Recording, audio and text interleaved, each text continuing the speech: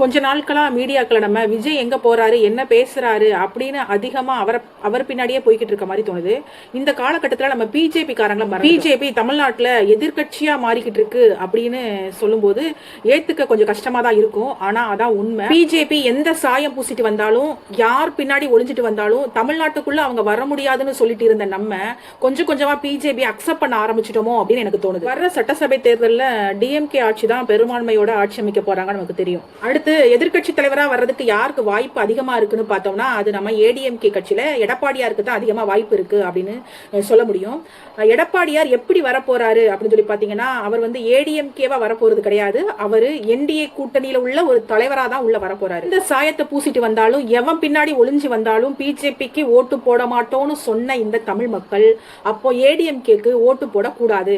நீங்க போடுற ஓட்டு ஏடிஎம்கேக்கு போடுற ஓட்டு இல்ல, பிஜேபிக்கு நீங்க போடுற ஓட்டு.